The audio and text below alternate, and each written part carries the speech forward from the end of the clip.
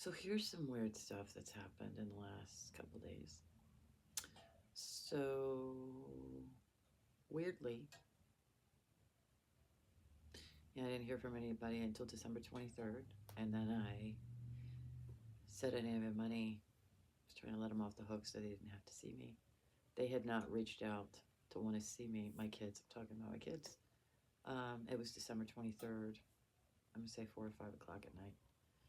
And I was just like, hey, I don't have money. I was trying to give them an out. So I didn't see anybody. And I worked the 23rd, the 24th, the 25th. Um, I think, they responded like, whatever, I don't know, it doesn't matter. Didn't see anybody I worked. Then on the 28th, I got a text message. So back in mid-November, I got a text message from my sister that said my genetic donor, my father, um, wanted to send me money for Christmas funds. Um, I haven't seen him in 12 years, 13 years. Um, like I said, I reached out in 2019 when I was having a hard time and I didn't have food to eat. And my youngest had asked me to contact him, which I actually didn't think he would do anything about it. I just did it so I could say that I did it. And he helped us. He gave me money to cover rent, and I had $125 left over, or $165 left over, and to put towards food and electric and water for 3 people. And I was telling him we didn't have enough food to eat. And I kind of wanted him just to take my kids. Again, they were 18, 19, 20, 21. They weren't children. They weren't babies. I didn't want them to go through this crazy thing that I was going through, and they wouldn't leave the house. He never offered to do that. And then, in order for him to send money to cover the rent, um, every week I would have to call him and tell him the jobs I had applied for, which is really humiliating when you're like 48. And I was like, I applied at the state, I applied at the job bank with the Department of Labor. I did everything they asked me to do. I have applied at this place that I can walk to 3 times in the last 3 weeks. But I had to keep checking in, and he kept saying, um, I don't understand it. Why aren't there programs for you? Because my kids are over the age of 18, and nobody cares about a 48-year-old woman that looks like me that doesn't have food to eat. And I don't know how to explain this to you. And I was like, you can go to the website, I can tell you exactly where it is, but there's nothing that I qualify for. Um, there's no help for me. I don't get a block of cheese. Nobody cares. So he knew in 2019 that I was starving, and that went into 2020, and then we stopped talking. So he helped me a little bit for a few months, and then he stopped. Um, it's really insulting and dehumanizing, first of all, to have to ask for help, and then to have to every week check in and say what you did and what you didn't do. And he kept making it be like I was a liar. I'm not a liar. I've never been a liar. Um, so we got a couple months help, and then he stopped talking to me. But he knew we didn't have enough food to eat in 2019. And so then in 2021, when I lost my mind, and the JP court told me that it was closed, and it wasn't, they worked from home. Well, the building was closed, but they worked from home and filed a judgment against me. And I had 10 days to get out of my house of 11 years.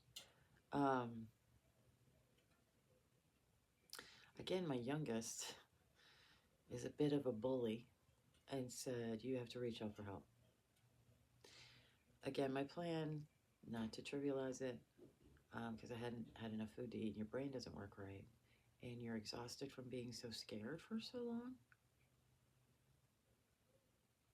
This just happened, so I'm just trying to like decompress it. Okay, so like I just got home less than an hour ago. This is going to take like a whole day or two to recover from. Um, anyway, so again, she said you have to reach out for help. And again, I just wanted to say that I did. I hadn't talked to any of these people in over a decade because they're really not nice people. So I reached out to my older sister, and she told me to call our genetic host, uh, who said she didn't want to share. Well, her fifth husband said he didn't want to share his house with me, which actually was my grandparents' house. Um, my sister had a full finished basement with no one in it, said I couldn't live there because her husband didn't want me there, which again, I think my sister doesn't want me to see the way their relationship works. And I also think that she does edibles and drinks wine every night in order to deal with the way her life is. So she doesn't want me to see that either. And it's a big deal to let people move in your house.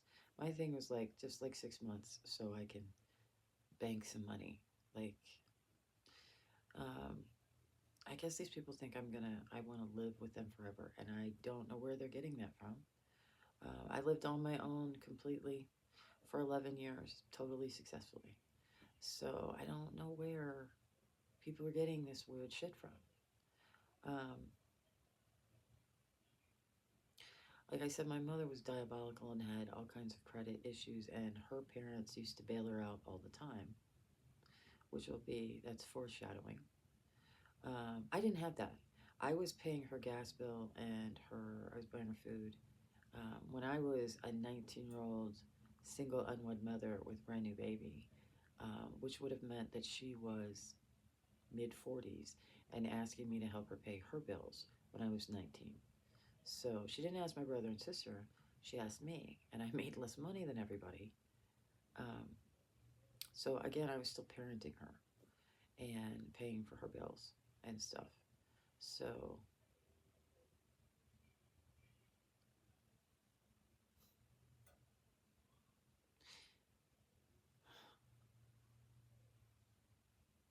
and I had a little baby, and I had a place with her dad, and I had a job, and I had benefits, and then I got a better job, and I had benefits, and I took care of my kid. So at no point have I been a scumbag. So it's important to the other part of the story. Um, anyway,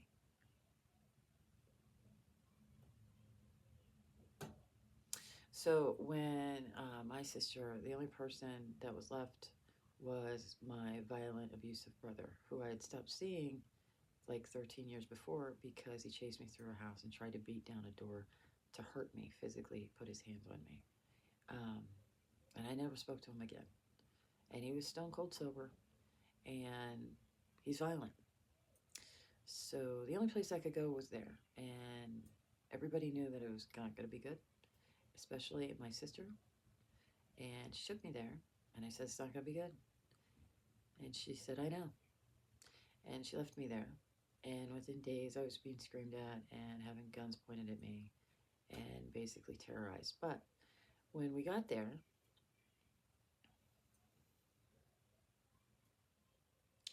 and my brother walked in, he wouldn't really look at me while she was there. And they were talking to each other. And he said, what about the email? And I said, what email? And he said that our stepmom, very specifically, because I've been carrying this around with me in my head since 2021, very specifically, my stepmother had written my brother and sister, who, in this moment, were the only people on earth that were trying to help me a little bit. And again, they didn't need to.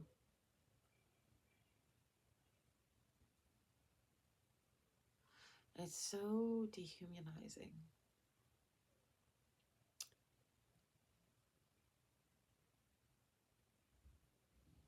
Anyway,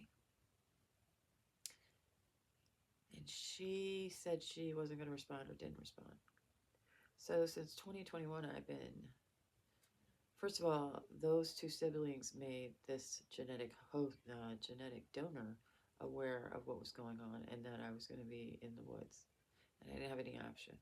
And I didn't hear a response from him, and they didn't tell me he had a response, my brother and sister. Um, but I heard about this email. So I've been carrying that around in my brain. And then I lived there and was abused, and I was really bad. And I got out of there, and I was really scared more than I've ever been in my life that he was actually going to shoot me, and then blame it on PTSD, and or shoot me and himself. Like something bad was going to happen, and I was letting my sister know and sending her texts and videos, and my kids videos, so that if it happened, they would understand why, that it was a pattern of abuse, um, because he doesn't deserve um, to be a hero, because he had this pattern of behavior before he started wearing a certain kind of uniform. But I'm sure he will hide behind that he wears the uniform, and we all excuse his bad behavior. No, he was doing bad things before he put it on, because he was telling me he was doing really bad things to people before he started doing that, going wearing that uniform. But I'm sure he would say that's what it was from. So I wanted, if something happened to me, that there be evidence that this was a domestic violence situation. So,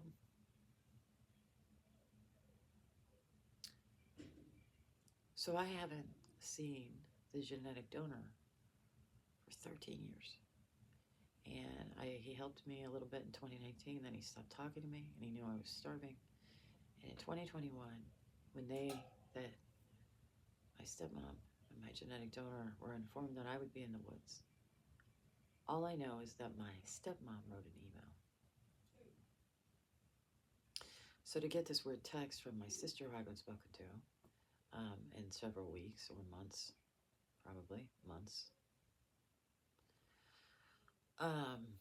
because when I do, it doesn't matter.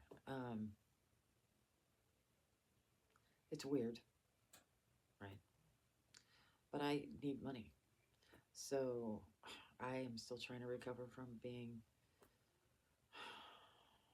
with an Ethernet thing for my job, and it wasn't fast enough, and I missed 3 days work, and then I had to get it upgraded, and that's another 150. So it's 3 days of pay plus like over $150 to fix it. So I'm still trying to recover from that, and poor people have a hard time when you have these things happen. So I'm grateful, right? I can get a phone. My phone is crap. I have a crap phone, which is ironic based on where I work. Anyway, okay. Well, what she said was, you need to send me your bank details. Yeah, I'm not doing that. No. He used to Zelle money. He's the one that taught me how to do it. He knows how to do it. He can do it that way. And he was supposed to send money to my 3 kids.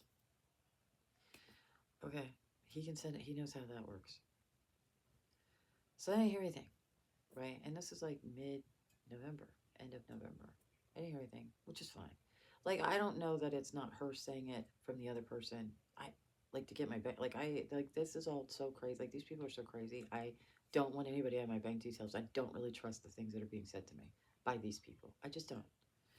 Um, that's what happens when you're stressed out of your mind. So for so long. Again, I'm processing while I'm speaking.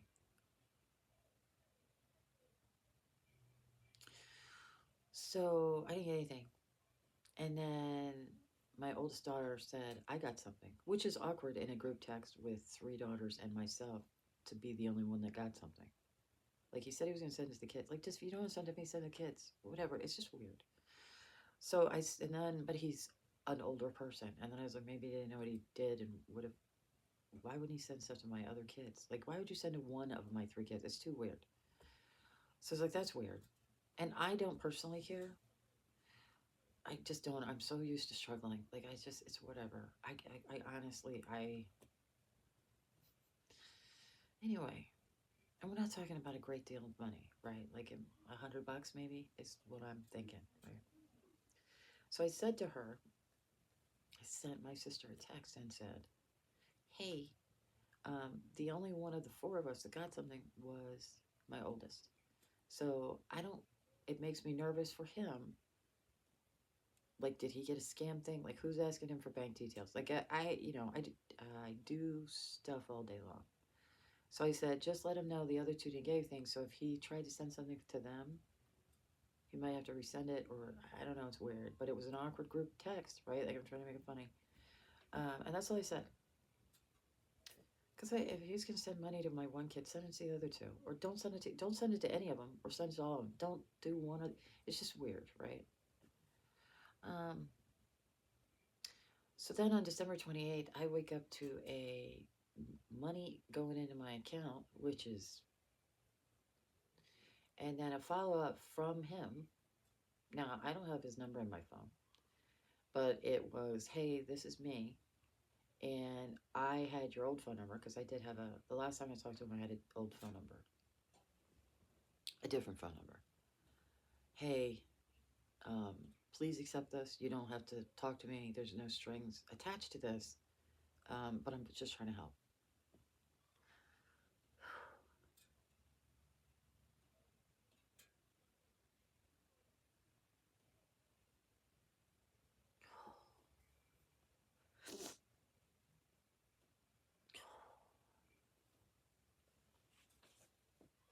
So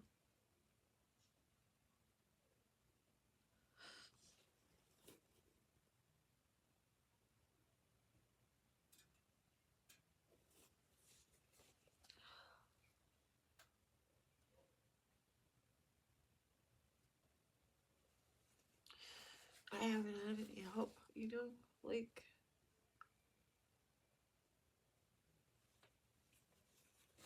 like,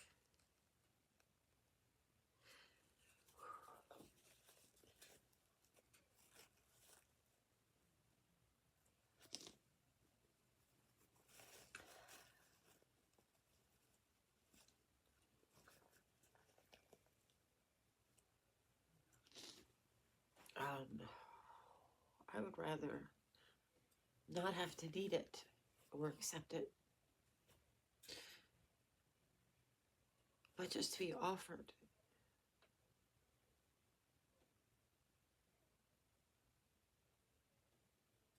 Well, clearly is upsetting.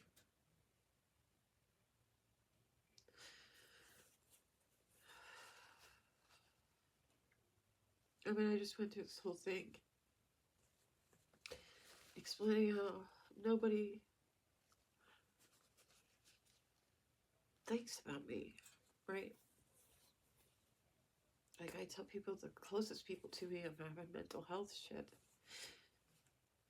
No response, and whatever. And every time I reach out for help with the state, or where's a program, where can I go? Like, no, not for you. No, there's no vacancy. No, right? So for somebody to offer help is like a big deal.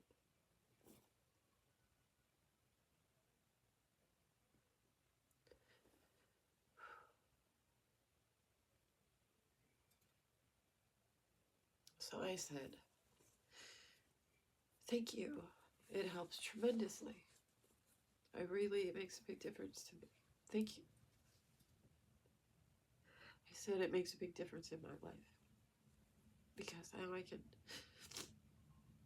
can get even a little bit higher, right? It's not huge, but it's significant enough that it'll make up for missing those days, right?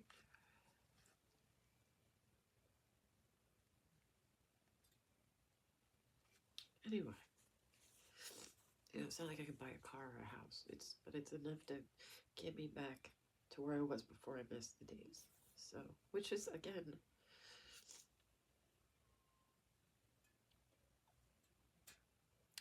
so he said no strings attached, right? So he immediately creates a string. Okay, all right. Um, Here's the thing: I don't get to talk to anybody anyway, right?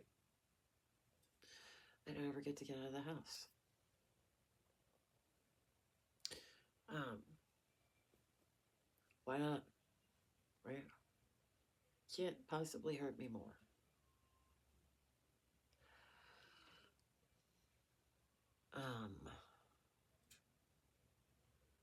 So you're sure? The one day that the company I work for will give you an unpaid holiday, meaning you don't get paid for it. So they don't pay you, there's no paid holidays from this company, which is worth trillions. I mean, multiple hundreds of billions. It's got to be a trillion. I don't know. It's significant, the company that I work for. They don't give you any paid holidays, not a single paid holiday for the people that work for them. But you can take it off unpaid.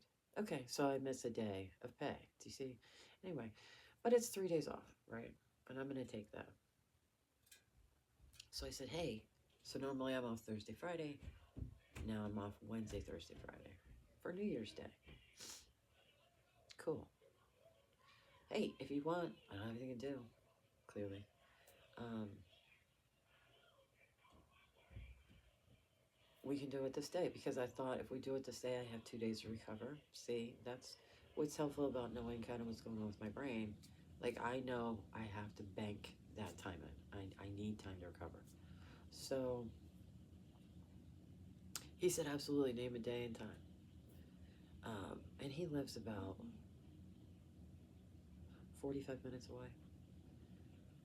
So I said, today, so the day we're on, Wednesday, I said 8:30 in the morning, because he's a morning person. He used to work shift work as a cop, um, and I get off at 11. And I knew I would be nervous about going to sleep and waking up. I just do that. So I didn't go to sleep. So I haven't been asleep. It's probably not good. Well, I slept for about an hour and a half. I had my dinner, which makes me a little bit sleepy, and I fell asleep for about an hour and a half. And then I woke up, and then my brain was going really fast. So I had a lot of sleep. Because it's a big deal. I haven't seen this person in like 12 or 13 years. And they are significant in the way I feel about myself and just where I am right now. So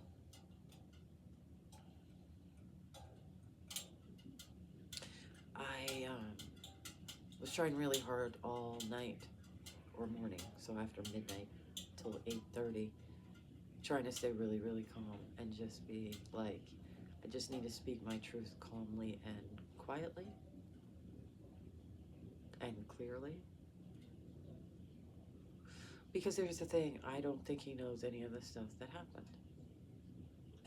Um, from the time he stopped talking to me until 8:30 this morning, I don't think he really understood what was going on.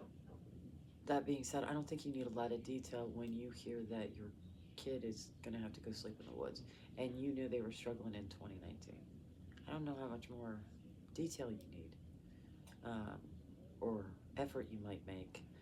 When I was living in the crazy house, his birthday, Father's Day is in June, his birthday is in June. I reached out Father's Day and said Happy Father's Day. I didn't want to, but the psycho I was living with said you should do that. Sure. I was trying not to agitate that person. I didn't think he would respond. He hadn't responded to the news that I was homeless. So I said Happy Father's Day. He didn't respond, I don't think. And then his birthday is after that. And I said, hey, Happy Father's Day. And this man, who knew in 2019 I didn't have enough food to eat, stopped talking to me in 2020, finds out in January, the end of January, that I'm going to be evicted and live in the woods, said to me, I'm not ready to talk yet. Okay, I said happy birthday. Okay, so to me, very clearly, this is a person who doesn't want to talk to me. I don't know how more clear he could make that. So, got it, check. You didn't do anything at the end of January. You haven't done anything up until this point. And then I try to be kind of nice and be like, Happy Father's Day, happy birthday. And you're telling me you don't want to talk to me. Okay, got it, check. So that was part of when I was there going through this. Um, that wasn't an option. Just like when I was a little kid and would tell them bad things were happening, super cop. He just,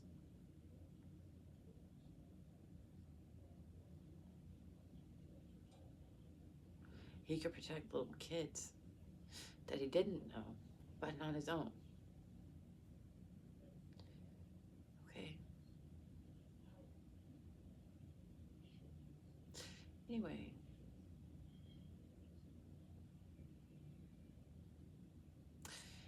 so that was the last interaction. I'm not ready to talk to you yet. Okay, so I got it checked. So when all that terrible stuff was happening, he wasn't a person I notified when I was saying this terrible stuff is happening.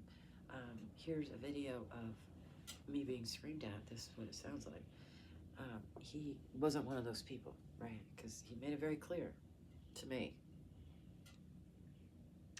Okay, so this is kind of crazy, right? I don't have anything else to do. And I could say my whole truth, unedited. Because when the psychopath would say, the genetic donor said this, and I say that's not true, and then he would say, he would call me a liar, and I would say, call him right now on your phone on the speakerphone, and he did. And so he said, did you say this thing, which I said that the genetic donor hadn't said, and then the genetic donor said, no, I didn't say that. Oh, that's weird, because I'm not a liar. And then the maniac hung up the phone and then started screaming at me until I was ball on the floor and I was screaming, and then he put his hands on me. So that was the last time I heard his voice, was when that happened. But I'm not a liar. So, right? Um, my point is, so I would kept saying to the psychopath, let's go down there and talk to him. We can all be in the same room at the same time. Yeah, he didn't want to do that. It's weird. It was like he almost wanted to control the entire, what that person was hearing about me and what I was hearing about the genetic donor. Do you see how that works? So he's completely isolated. And I just will drive down there right now. Ask him to come up here. We can all be in the same room. Didn't want to do that. So I don't know what the psychopath was telling the genetic donor.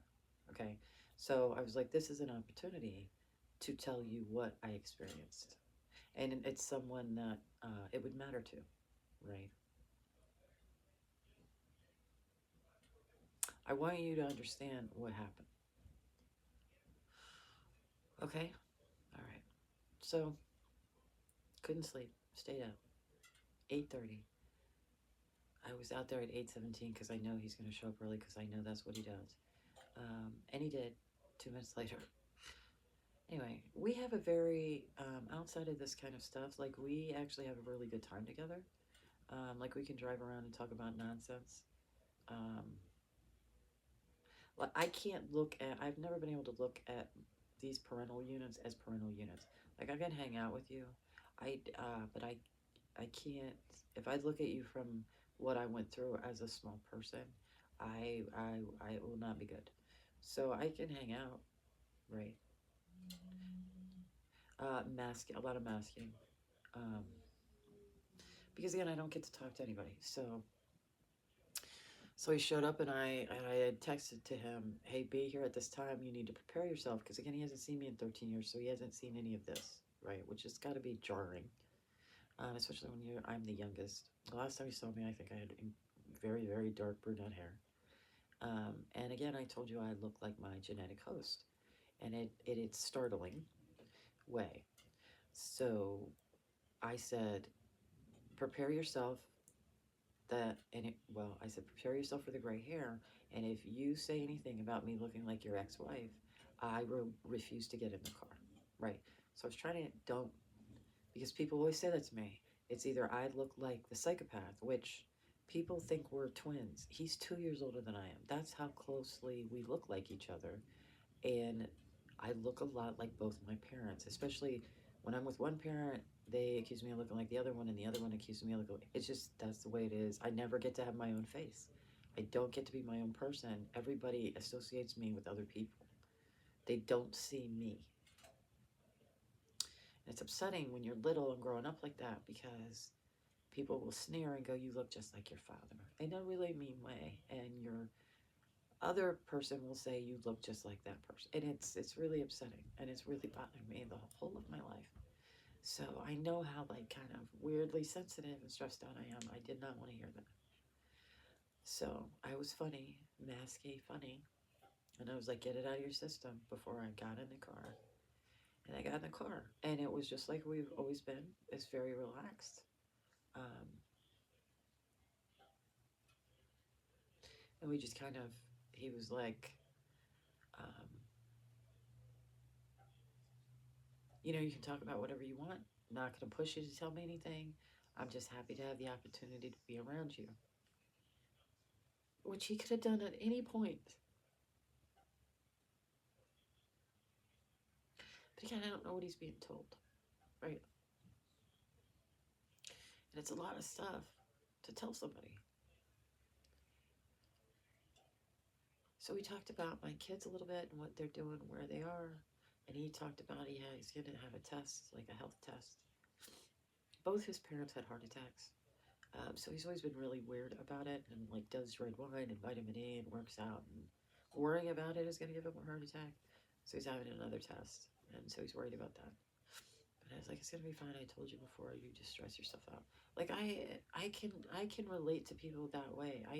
I can't.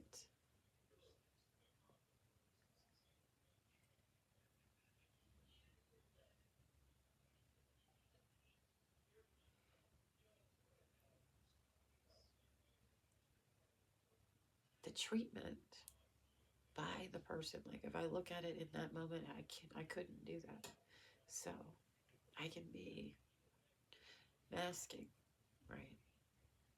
And masking, as far as I can tell, because I've been doing it a long time, I just didn't know what it was called. It is part of me. It's none of that is disingenuous. It's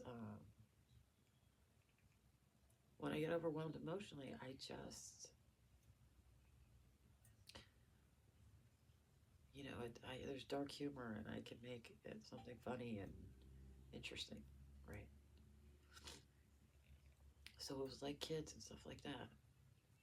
And then he would, my genetic host passed away. And I said, and so he's like, look, I don't want to make you upset. You don't have to talk about that. And I just was like, I just think it's mean.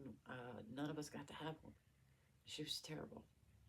And she very specifically wrote in her will that none of our family stuff, so from my grandparents, my great grandparents, those people, things that have been in our family for 150, 200 years, bowls, I mean, we're not talking about gold. We're talking about like bowls or a spoon, or there's a dresser that went across the country and back that sat at my grandmother's dining room. It was in her handwriting, said, my children named us by our names will not, uh, none of my property will go to these people. I mean, when you take the time to write out your names, the names of your kids, who you abused and bent our brains and broke our hearts, like that's some diabolical. I'm not gonna cry for you. I'm crying for myself. I never had a parent ever. So no, I don't really care. And my genetic donor does a lot of church stuff and prayer, and I don't have a problem with that, but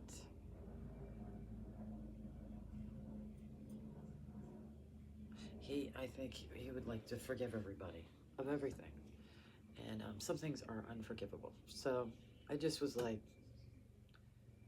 I can list these things chronologically or in order of importance to tell you why I don't care this person passed away. Um, he didn't seem to want to do that. And he's really good. I will say this. He knows the when to stop and when to let me talk. So, and he knew I needed to say a lot of stuff. Or not. Right. So I would say, I don't really want to talk about this right now. Suffice it to say, not a nice person, and no, I don't care. So, whatever.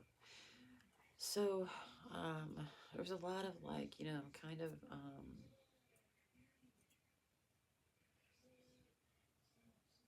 he said something about my sister. He said something else about my sister. And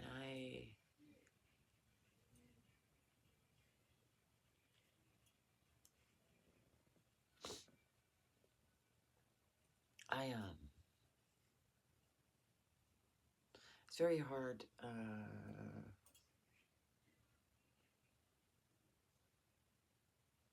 so it's like in the middle of just being kind of like let's be relaxed, whatever. And then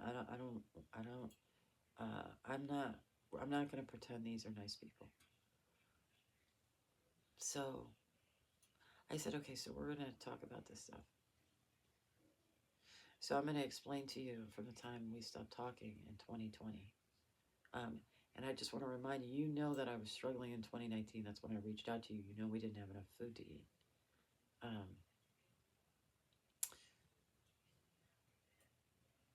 And I said, I don't understand why.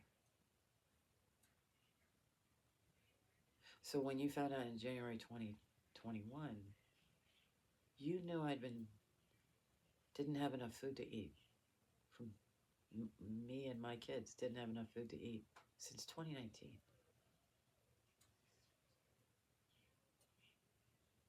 Like I wanted to say, here's what I experienced. He said something. Like I was just going to say, this is what happened, right? And he said something. And I went, hey, you know we didn't have enough food in 2019. Then the world turned upside down with this ridiculous bullshit. I didn't do that.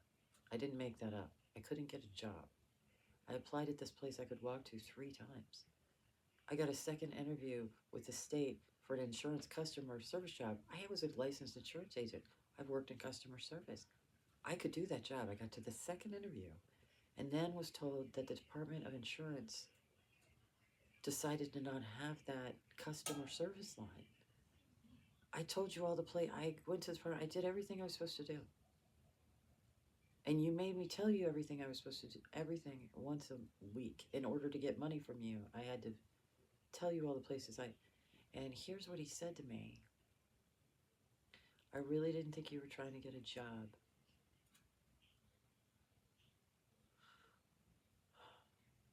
That's like,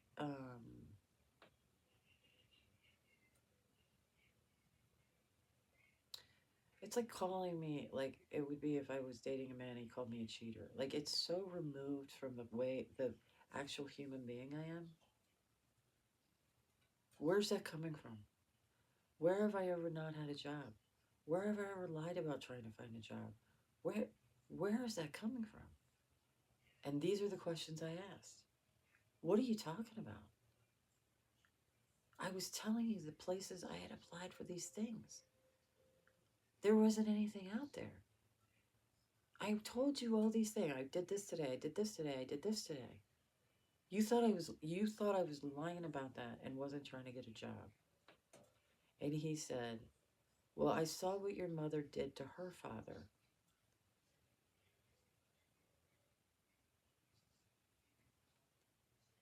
Remember the foreshadowing. I'm not her. I am so tired from this very specific person to being compared to her. I didn't marry her. You married her. I can't help my face looks like this. You keep putting her shit on me. I am not a liar. I am not a cheat. I don't lie or steal or scam people. You have never helped me except this brief, like 6 months of help. And again, you put my brother through college cash. You got him a car. I think you got him another car. You were charging me $55 a week rent when I had a brand new baby and I was making $7.35 an hour at 19 years old. The 1 month I lived with you at 19. I lived with you for 1 month at 19. What? I've always had a job and I've always worked really hard. I saw what your mother did to her father because I told you my grandparents. My mother got like $45,000 from them. They put money on a house for her. They would pay her bills because if they didn't, then I would starve. Like that's what she would tell them, and they would pay her bills off. I never did that. Ever. So again, I didn't do it. So this person's literally out of their mouth hole in the moment, looking at my face. A person they spoke to while this was happening and had proof of what I was doing. I could prove it. Who I talked to, who I applied to, where I went, how many times I did it. And in this moment, in your crazy brain, you're saying, I saw what your mother, that has nothing to do with me.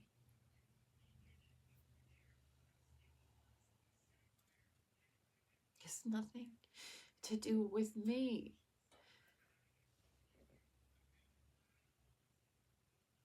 Like, nobody can see me, man. Like,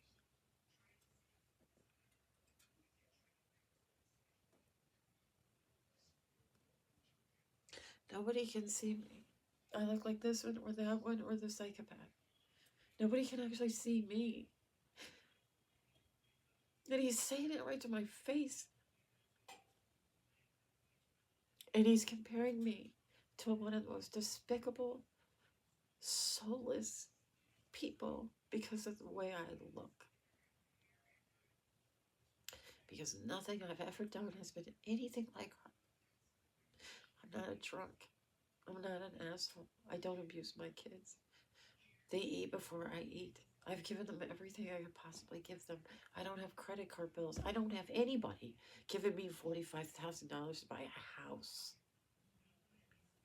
I was married for 13 years and I was a good wife and I was a good mom. I have 4 professional licenses. I'm really good at every job I've ever had.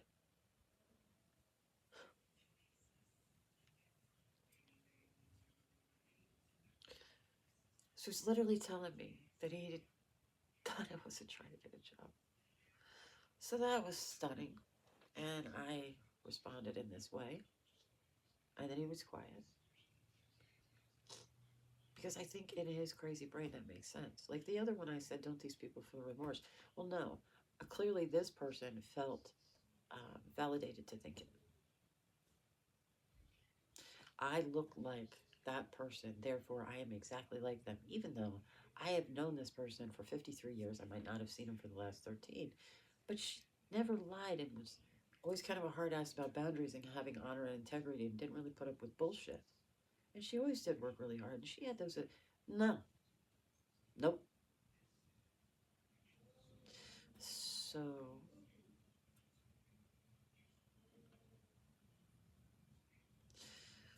so then I explained,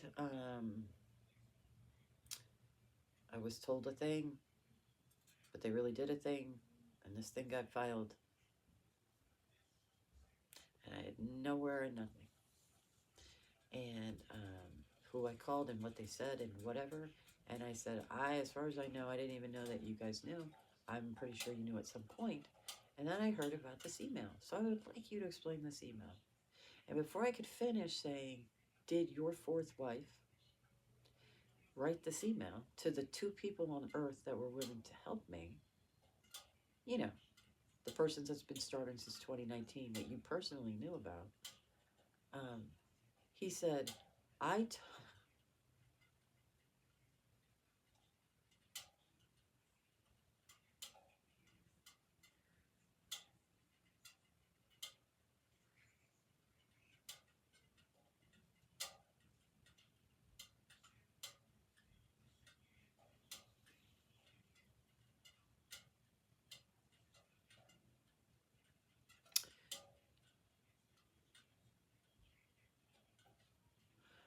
told your brother to take you to the State Service Center.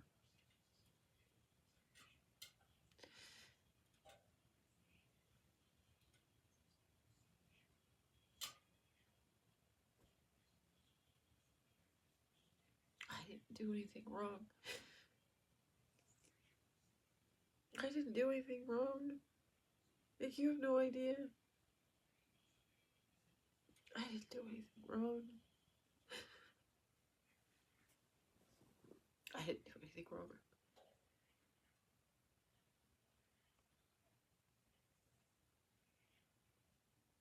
I've been looking for work and without enough food since 2019. And the world turned upside down. And I couldn't get a job. And I couldn't get help. And there wasn't any room in any of the places for a person like me. And because my genetic donor is somehow in his brain I am like his ex-wife.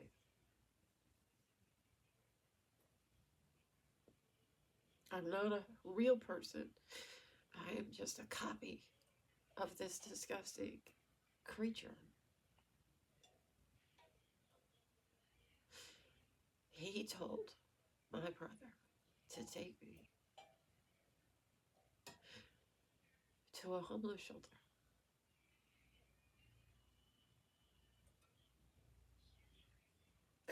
Like it, this whole time I thought he just assumed it and took no action. No, he said to do it.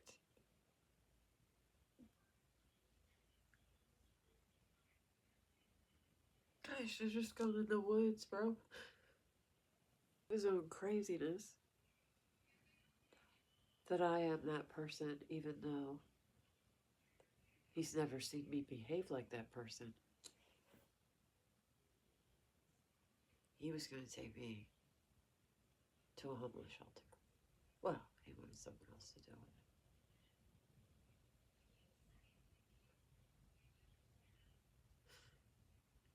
I should have just walked in the fucking woods. Like, I should have just done that. And I wouldn't have gone through all this crazy shit.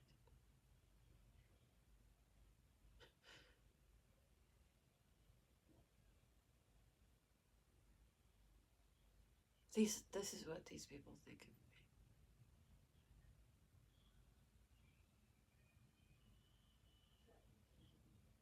of me. My genetic host was one of the most diabolical, manipulative, abusive, sociopaths, narcissists that existed. And she broke her children. And to be compared and then punished because nobody cares enough to actually know who I am.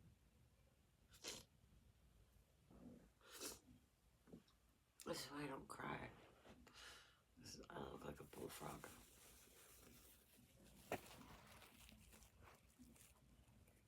How insane that shit is. Do you have any idea? I mean, I think you do because I'm only talking to myself. Hold on, I'm gonna pause it because I'm gonna do another one. Hold on.